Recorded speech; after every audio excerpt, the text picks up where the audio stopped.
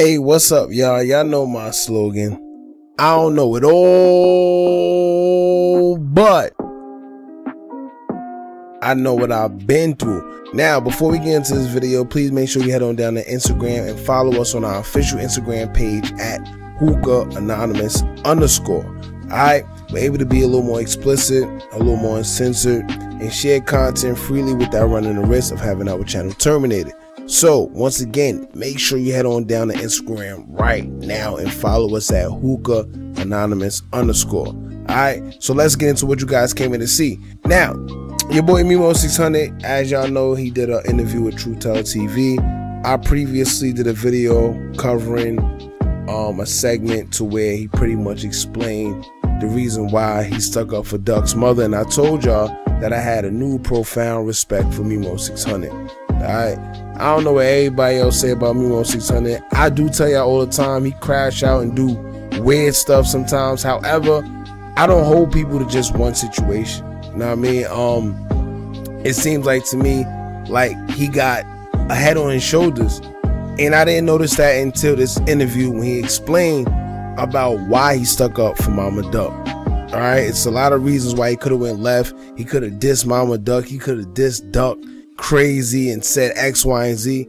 However, you know, he took the high road. You know, it wasn't peer pressure, no, none of that. But that's in that other video, right?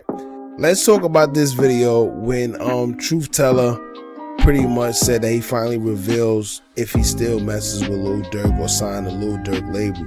Now, I think personally that Truth Teller asked the wrong question, but it is what it is. I did find it funny that Truth Teller tried to ask him like, yo, if you were signed to a label, you know, how much would you sign for? A couple $100,000? Memo like, nah, I ain't signing for 100,000 or a couple $100,000. I got that. And then I guess that's a lot of money to Truth Teller. So he's sitting there like, dang, Memo, a couple $100,000. You're not gonna say like, nah, I ain't signing for a couple $100,000. And that's right. First and foremost, let me tell y'all as an artist, right? There's no reason in this world why you need to be signing for a couple $100,000. First and foremost, the way inflation and everything is going up right now, a couple $100,000 is not a lot of money. I know everybody gonna be like, yo, how you gonna get on and say 100,000 ain't a lot of money? Maybe you're not used to money, or maybe you're not used to business. Alright? But if you understand inflation and money, period, and the way things are going, let me tell you right now, 100,000 isn't a lot of money. Right now, $1 million is not a lot of money. I don't know where y'all live or whatever the case may be, but there's certain areas where rent is at $2,200 for a 1-bedroom. I've seen a studio apartment for $1,600. So I don't think y'all understand where like the cost of living and inflation. They even said that we headed towards a recession. I don't know. But all I'm saying is a couple $100,000 to sign and pretty much sign your life away is not enough. All right. So anyway, it was funny because at the end of it, Memo made a comment about he said the Bandits. If y'all know where that came from, one of my favorite movies ever, Home Alone. He's like, it's the sticky bandits. You know, we want this. It's the kidnappers. I think that's where it came from. Yeah, it's the kidnap. Now, what movie was? Yo, if you know the movie, get in the comments below and let me know the movie that he got that from. I think it was Home Alone, but if it's not, I forgot what movie. But he was like, yo, it's the kidnappers. Oh man, what movie? Anyway, don't worry about it, y'all. Now, I feel Truth Teller that really didn't get into the question as he should. He captioned it right. He put the title right. You know, I guess for, you know, clicks and views. So a lot of people would pretty much want to know if Memo was still messing with Lil Durk. So the title of the video was Memo600 finally reveals if he's still with Lil Durk label OTF Part 9, right? And I think a lot of people, including myself, we want to know if Memo was going to spill out if he was still rocking with Lil Durk, period. Like, aside from the music, aside from everything, we know right now that he's not messing with OTF because he's pushing Steve Drive. We already knew that.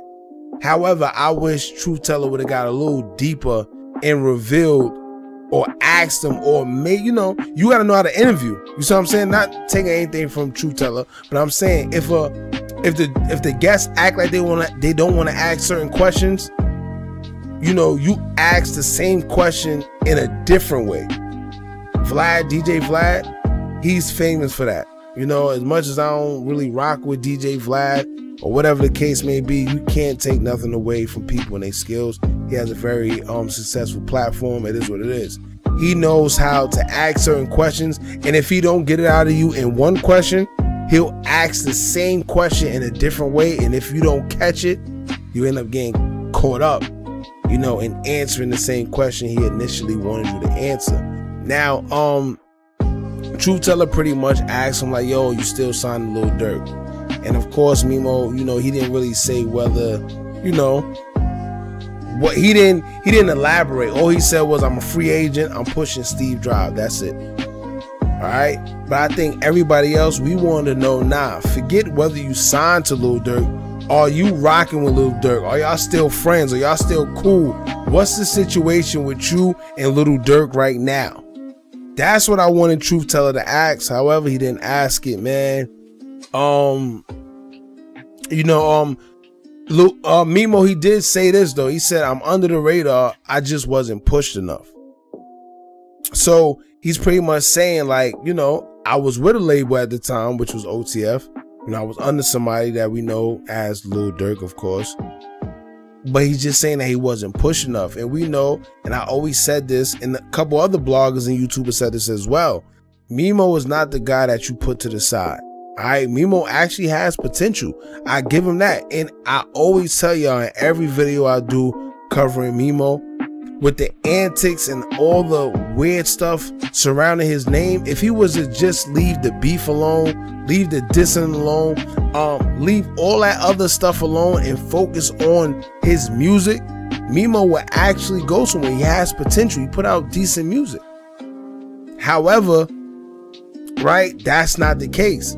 His name is caught up in all type of other stuff. He's going through this and that. If you ask somebody right now, like, yo, Memo600, what you know about Memo600? The first thing people are going to talk about is that chain incident with THF Bezu. And I'm telling you because I've asked people like, yo, what you think about Memo600? And the first thing they say, oh, the dude that got his chain snatched. You see what I'm saying? And it's deeper than that. From what we know, allegedly he didn't get his chain snatched, you know, but somebody he was with that situation. Anyway, that's a whole nother story. However, I wish Truth Teller would have asked that question.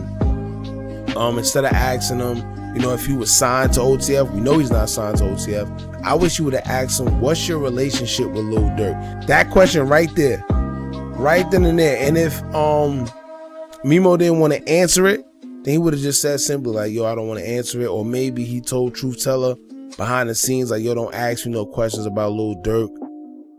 You know, I know a lot of times the guys do that, certain celebrities or certain artists or whatever.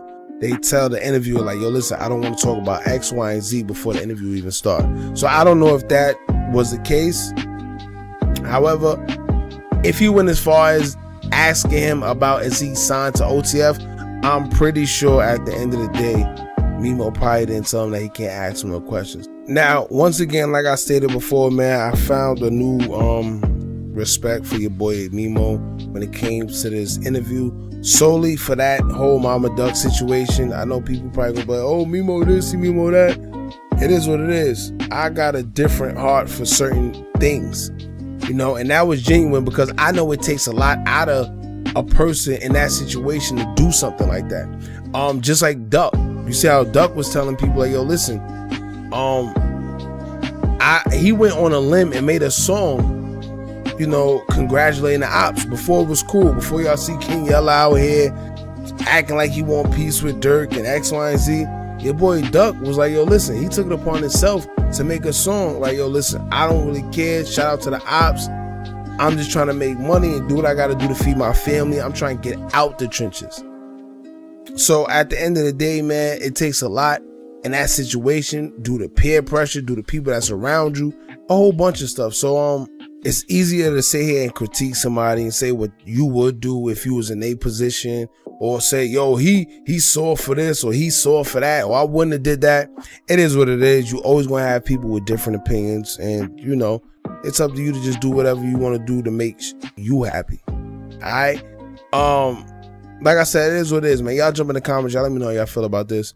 Don't forget to like, comment, share, and subscribe. Hit that bell so you're notified every time we drop new content. And remember, as long as you keep on watching, I'm going to keep on dropping. And I'm out.